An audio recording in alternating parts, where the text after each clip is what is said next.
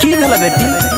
बोल ना किया कने छै नहीं रहबो कोरिया के घर में दिन रात मारत रहै छ की करबो बेटी अब कहना के तो यह घर में गुजारा करे पड़ता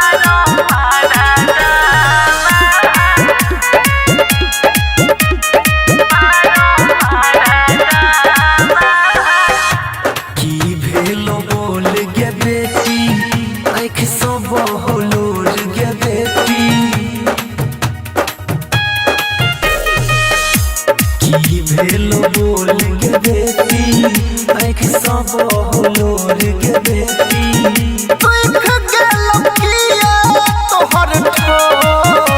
किया हो पापा दहेज के कारण रोज मारो मारदावा गाली दै छ रोज भोरे भोर किया हो पापा दहेज के कारण रोज मारो मारदावा गाली दै छ रोज भोरे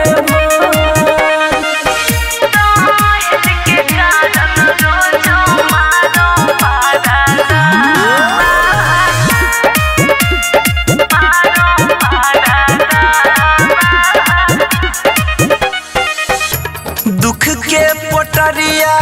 दिल कई विधना के दिल कई गरीब बनाए दुख के पोटरिया दिल कई विधना के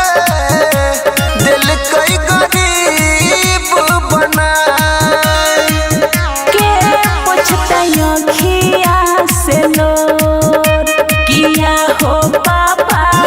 दहेज के कारण रोज मारो मारदावा गाली दै छ रोज भोरे भोर किया हो पापा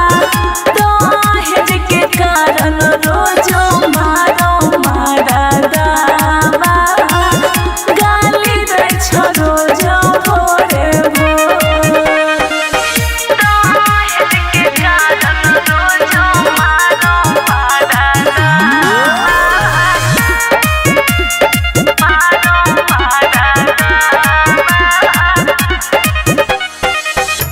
सुख दुख सही के रही है बेटी गे भगवान कर तई उपाय